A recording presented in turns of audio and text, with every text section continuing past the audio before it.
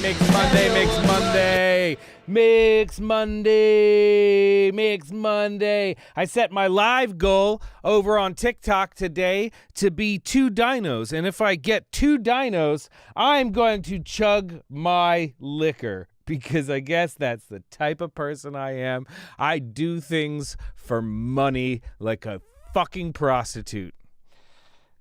Censor that shit, TikTok. I've been a little angry because guess what? Somebody's been banned from multiple social media apps recently. I haven't been allowed to have conversations with people. Do you know how frustrating it is to be able to receive messages from people but not be able to respond to them? It's almost the most insulting thing that I can imagine happening. It's like, you have to let me, a person who is highly opinionated and hates everything everybody says, you have to have me view all of their opinions and not be able to respond to any of their opinions. Now that is some dog shit, and I hated it, and I hated it a lot.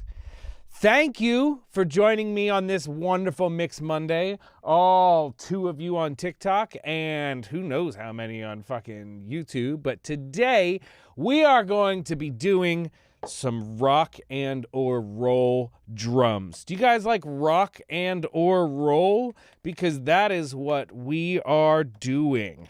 This is a band called Haez. You can find them on the internet, probably. I'm not your fucking mom. You can do the work yourself. This isn't a fucking English report. You know what I'm saying? An English paper. You guys been doing a lot of English papers. I said English report. As if they're like out there trying to get information. Hey, can you format this and, give us a report on it? Fucking stupid. I know I'm stupid. It doesn't matter. Anyway, all right. So today we are mixing a rock band. And I'll tell you, I have had the worst motherfucking pounding migraine of a headache all fucking day. I have been just fucking, I went for a walk this morning.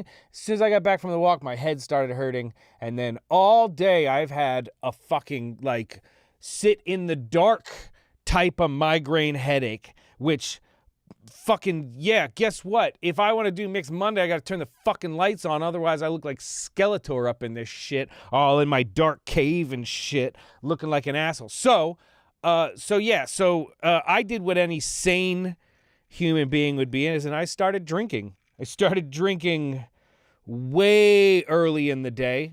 I'm saying 3:30. That's pretty early to start with the hard liquor, 3:30. So that's what I did. And my headache is not gone, but it does annoy me less. I still have a pretty shitty headache, but at least I don't care anymore, which is what alcohol is the best at. So we are going to work on, of all things, in this bright ass fucking light, some goddamn rock and roll. This is what it sounds like. This is the band there called Haez. 2 20-year-old kids. I'm going to lead off with letting you know they were not the best. They were not the best musicians. They didn't have the songs really finished. The drummer's timing was not amazing, and I would say that to them, just so you know. I'm not shit-talking them behind their backs. I absolutely made them both feel very stupid while we worked together, because that's what... dude, come on, man. I'm going to be real honest with you, make sure you guys know that I'm kind of annoyed that you weren't really prepared in the right ways, But of course, kids, so how mad can you get? So, and he also told me, hey, man, just, talk to me like my dad would. And his dad actually messaged me and was like, my kid's an idiot, sorry. And I was like, oh, okay, so everybody knows. So, yeah, yes, it was, in fact, those kids that posted up outside the studio. They were okay. It's not like they weren't okay, but they definitely weren't to my... Dude, here's the thing, right? I am very used to working with the fucking best drummers in the world. Nick Adams, I texted him the other day just to tell him how good of a drummer he was. Jake Reed is an amazing drummer. You know, I've worked with all the greats, Vinnie Colaiuta and Matt Chamberlain and Matt Cameron and fucking, you know, Zach Hill, whoever the fuck is your personal favorite. You know, I've worked with all the really best drummers. Shit, I even worked on a session with Dave Lombardo before, right? So it's like I've been on all these other sessions.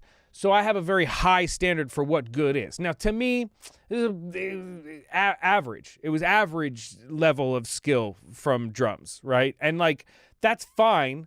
It's just me personally, you know, I'm just going to fucking have a goddamn, you know, an opinion, right? I'm not going to feel bad about having that opinion. But you can see already, like, I did a lot of quantizing already inside these sections, but, like, I have to, like, really quantize on some of these things because this is just straight 4 on the floor. Were they confident or self-aware of where they're at? 50-50.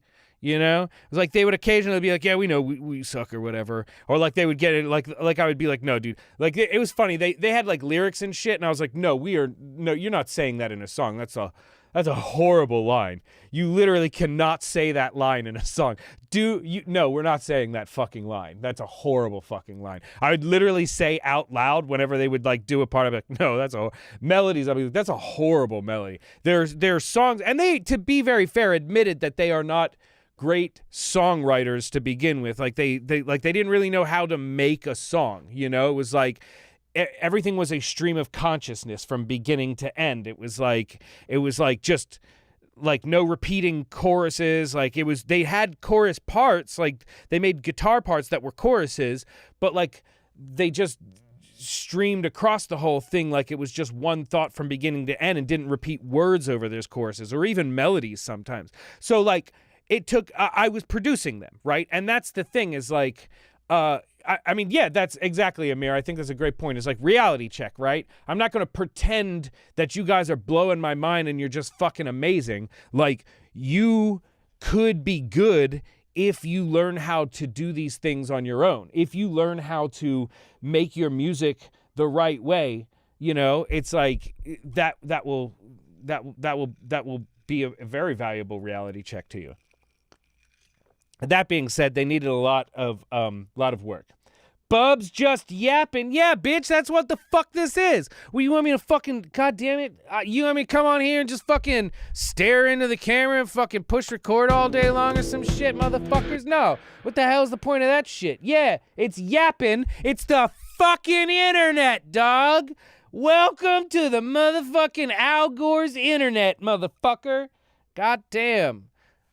Warnings coming any second now. Yeah, exactly. I know you motherfuckers like that. I just putting other people in their fucking yapping place sometimes, you know? It's like, yeah, I'm yapping. That's what the kids are here for. All right. Being younger, their friends probably just hype them up only. Yeah, I'd say that's probably a fair thing to say. Is like, or here's also really, right? I always think of this. This is my favorite parenting advice, right? Somebody told me when I was very, very early into having a child, my first child 15 years ago, they said, keep in mind, sometimes your child is going to act like something very minimal, very silly is the worst thing that has ever fucking happened to them. And they're going to have a meltdown. And keep in mind, due to the amount of experience that they've had in their life, it's very entirely likely this is the worst fucking thing that's ever happened to them, right? You know, it's like not everybody has a lifetime of fucking trauma, right, to deal with. Now, same thing with fucking experience when it comes to being in a band and making music. Not everybody is on the same timeline for becoming a master. Not everybody is fucking Jacob Collier, fucking, 12 years old, probably being annoying as fucking like band class or whatever. You know, like, we're actually, Mr. Potter, I noticed that, you didn't do the additive melody over the fucking middle chorus, and it's probably feel a lot better if you did a major seventh in this thing, type bullshit, right? Like, not everybody has that type of experience, right? A lot of people are just figuring shit out by the time they're 18 to 20 years old. So their friends might have actually legitimately thought they were amazing. They might have legitimately thought they were pretty good. They just didn't have that ability to distinguish between those levels, right? But I do, and motherfucker, I noticed the shit was lacking, right? But that's okay. We did what we could with it, and we made it passable, right? I did some production afterwards. I played some parts over and everything. Oh, Jacob Collier was most absolutely the worst person to sit beside of in fucking Mr. Jacob's jazz studies class or some shit, you know? Anyway. So here's what we got, right? I will tell you, I added a bunch of stuff. I haven't put it all, well, I guess it's in right now, but most of it's like backgrounds and shit. I replayed some guitars. I doubled some guitars. Like, I didn't replay guitars. I just doubled guitars. I did replay some bass, though, because his bass intentionally was very straightforward. And I also replayed, I added vocals. I added a lot of percussion. A lot of times when your drummer is not as great of a drummer, you got to add something rhythmic in there to help that drummer feel better. So we ended up, this is what we ended up with. Here's a little tape.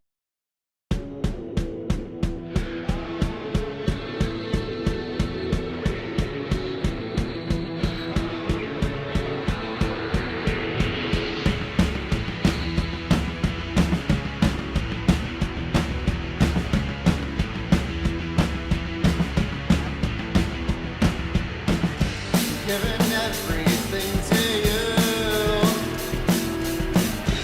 nothing left for me to lose. I already gave everything to you. What else could you even want? I don't wait, I don't wait, I don't wait for anyone like you.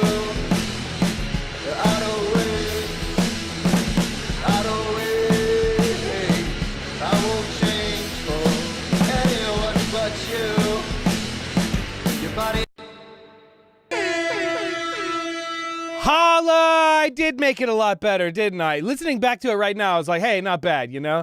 It does feel a bit like a cover band. Well, here's the thing, is like, when you get somebody who's like, hey, these are my 90s influences, you just lean into those 90s influences. Now, to me, this is a lot of like that 90s influences stuff that's like really simple, right? So it's like you got to lean into the really simple and you got to fill it up the space with all like the things. So let's talk. We'll go through some of these tracks real quick.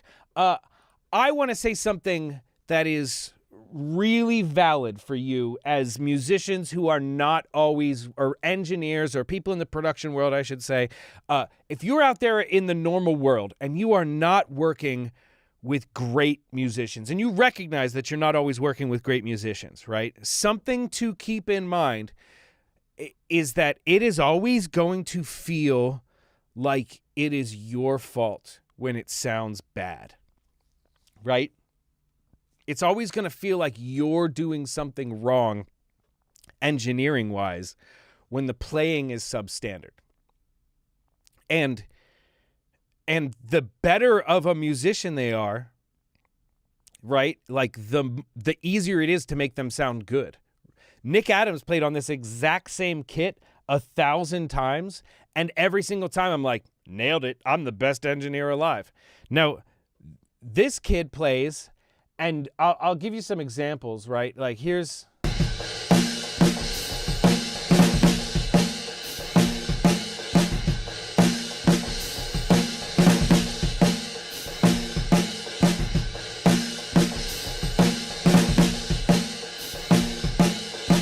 All right, so for a lot of you that probably sounded fine-ish, right? I also keep in mind I am smashing the ever-living... I have to smash the ever-living fuck out of the kick drum because he played it with such inconsistent, like, temperament, right? With inconsistent velocity. His hardest was not his hardest every single hard time. It was like sometimes the little ghosty type kicks he was trying to do were very like mismatched. Like you could kind of see just in the recording of the kick drum. This is the kick drum right here. You can kind of see how different these kicks are. Like look at his downbeat kick on the one here versus, you know, like here. Like, look how inconsistently he's hitting this kick drum, even on, like, you know, back-to-back things where it should be the same, you know, the same velocity, essentially. So it's like, it just doesn't sound as good whenever you're not having, you know, all that shit. Do you ever adding triggers under to fix it? Absolutely. I definitely, and in fact, I probably will on this one, just because here's why I would like to use a trigger on this shit. It's like, I could very easily, here, and I'll do here, we do this. I could very easily even out the consistency, because every single trigger sample, it's not round robining, right? Every single trigger sample is just one velocity pretty much. Now, it's matching up a little bit to what it is, but the actual attack and sound of the thing, of the kick sample, that's going to never change. So in a situation like this is a great time to add another kick drum sample on here. Now, one thing that's important to remember is to actually duplicate it with the fucking playlist that's on it so that you can use it. I'm going to take off all this shit. I'm going to put on trigger. And this is going to help me in a lot of ways, but one of those ways is that I have Jake Reed kick. I'm going to use that guy because that's going to sound great. So quiet. Oh, because I bet I have the thing down a whole bunch. Yeah, I sure do. Oh, yeah, that's going to do it for me, folks. We're going to put that in there. And let's just solo up that little guy. Oh, yeah. Let's listen to it together.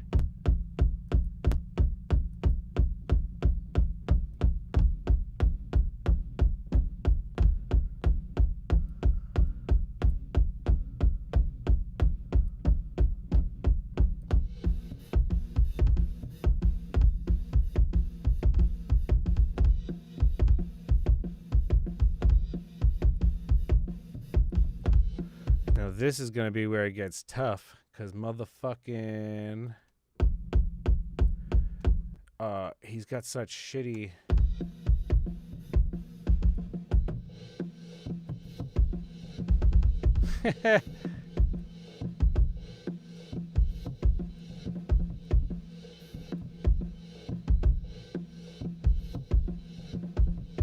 Yeah, it's not a bad idea to gate before you trigger in situations like this, where it's like he's just got such bad everything going on in there.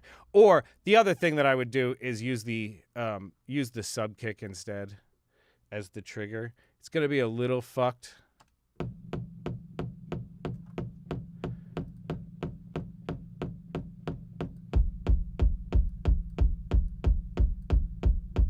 But it's got less bullshit in it.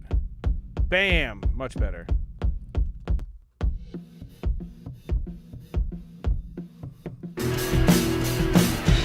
Nothing left for me to lose. I already gave everything to you.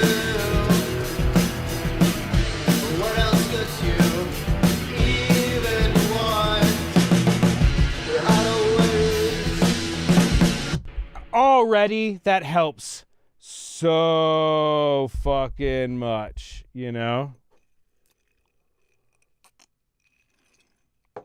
Just evening out that whole thing. Yeah, it's crazy. Like, honestly, dude, good drummers just know how to hit drums to make them sound good. Like, I don't know what it's just that even shit. It just feels better. It just feels better, man. And I hate whenever bad drummers exist. I don't wait for anyone like you.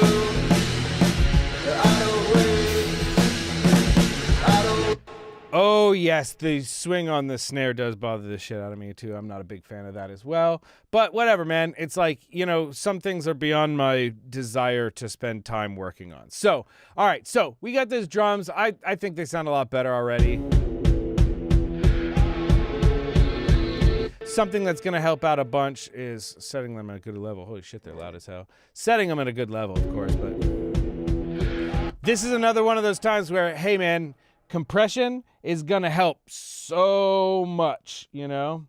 if you can slam the shit out of these drums a bit without getting too aggressive on the overheads with the loud ass cymbals and shit, because also he's hitting those cymbals too fucking hard the whole time. So it's like everything that you try and like repair in a song like this starts to become more of a problem. You know, it's like, well, I want to compress everything because he's playing with such crazy dynamics, but then he lays into the fucking cymbals like he's never like heard of goddamn style before or whatever. Anyway, Giving everything to you.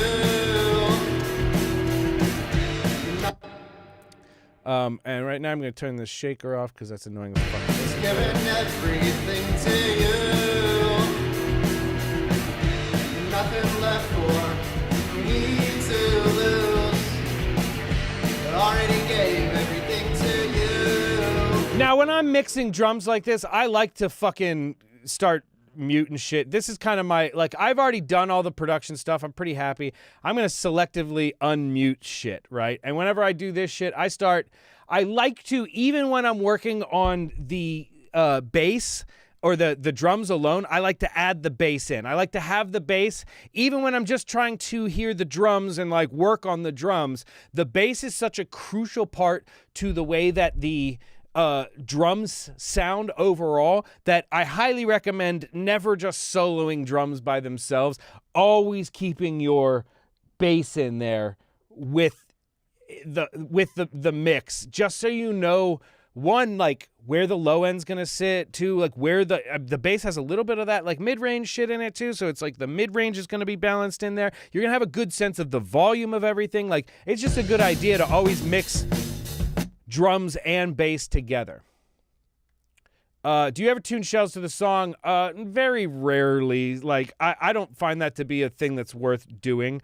I just tune the drums. You know, it's like you end up, when you tune the drums to the song or whatever, first of all, like, drums aren't like, they're pitched, but they're not pitched like in the same way. You know, it's like, it's not like a melodic instrument in its own way. It can be, don't get me wrong, but it's not overall a melodic instrument. So if you're going to tune the shells, like, I would think that it's going to be for something where those toms are going to get a lot of attention and they're going to feel more like a melody than like a rhythmic section, right? So I have done it before. I just don't think it's worth it to do. Also, too, there's issues with tuning to, you know, like the key of a song when it comes to drums, is because you can end up with, you know, things that ring out wrong or harmonically like are like dissonant with like the song itself because of the way that like the overtones of those things are. So yeah, I don't like to do that shit. It's probably not a great idea very often, but every now and then, you know, tuning to the fucking key of the song will do a thing. But I didn't do that for this. I was just happy to have the motherfucking song tuned at all. I definitely was the only person to tune the drums the entire time, I'll tell you that much.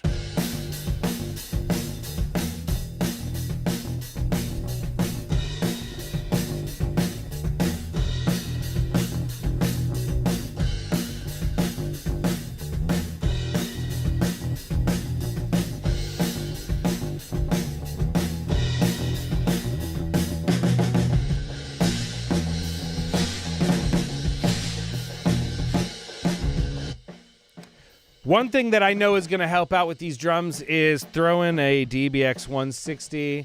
If you guys don't use the DBX 160 for your Smash, what kind of person are you, is the question. I love the DBX 160, right? The real one, the plug-in one, all of them. Here's the thing, right? Look at like a Fairchild, right? Look at what the maximum, like, burying the needle on a Fairchild is 10 dB of compression, right?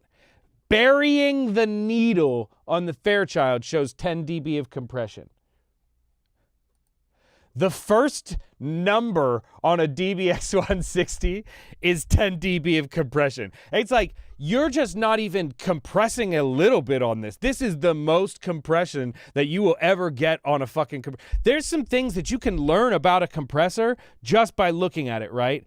When you're looking at a fucking compressor and the first number on it is a 1, yeah, man, That shit's delicate. That is a delicate. You are supposed to be making delicate moves with this. This is a delicate move compressor. People think sometimes I'm using that Fairchild and I'm doing like 1 dB of compression. It's just, especially when I use a real one in the studio, I'm getting 1 dB of 2 dB of compression, maybe, right?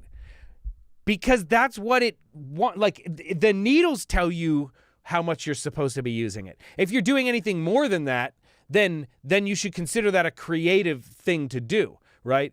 This is about right tool for the right job. If I put a Fairchild on this and tried to get 40 dB of compression, can you imagine? Like, first of all, you wouldn't even know if you were getting it or not. But second of all, like, I mean, you would know if you looked at the meters or whatever, I guess. Like, fucking, yeah, logically or whatever. But I mean, like, this just shows it. And like, this tells me this compressor is made for fucking compressing.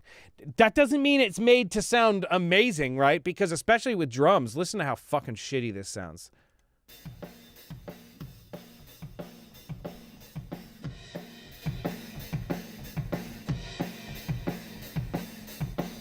It's pumping. It's all like gritty as fuck, right? But that's what it's supposed to sound like. Because when you put that in with the rest of the drums, it changes the drum sound.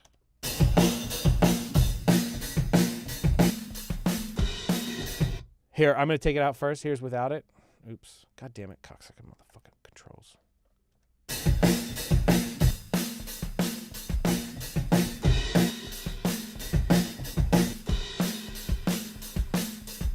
All right, and now I'm going to add it in.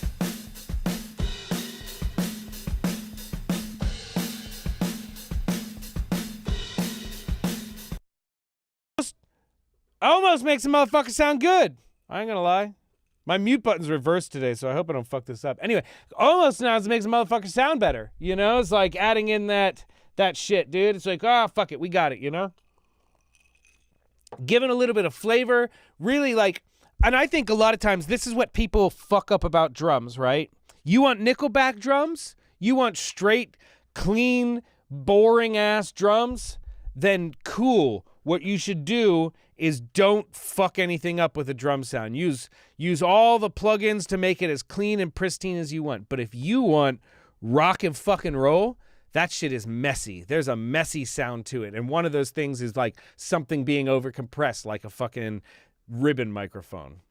I always use a ribbon. I think ribbons smash the nicest. I think ribbons, when you smash a ribbon, they sound the best. They're the best thing to smash is a ribbon. I don't know why it's always been that way. Everybody I've ever known, too. You look at any of the good engineers, like the good motherfuckers, they all smash a ribbon, too. Every single time it's a ribbon. And I don't know why, but we all just agree that I guess that if you're going to smash something, it's a ribbon. Every now and then I smash some other shit, but ribbons, man. Phew, man, they just... Because also, you know what it is, too? I'll tell you what it is. I scientifically solved it. Everybody, you guys just go home. I solved the problem. Ribbons sound great smashed just because they're figure eight. So you're getting the room tone equivalent with the actual source tone. And like the room tone is part of what makes it sound so fucking cool, is like that big fucking, you know. I also like, I don't think I even have one. I wonder if I do. Do I have a 162? I don't. So the DBX one or the 165, do I have 160? Nobody's ever copied a 165. Oh man. The DBX 162 and the 165 have really nice attack and release settings that you could fucking, that's why I use them for real in the studio all the time. The release, what I used to do with the DBX 165 is I would time the release to fall off with the tempo of the song, so it was falling off rhythmically, like whenever I'm like smashing so it was always like, you know, it's like it just sounded so fucking good like that. Man, I miss having a 160. I should get a 165. I wonder how much one is. Google, how much is a DBX 165? Let's see. DBX 160. It's probably on Reverb, right? Reverb's got one, I bet. $1,200 it looks like, guys. $1,200 for a DBX 165. We should get a DBX 165. Don't you guys think? Don't you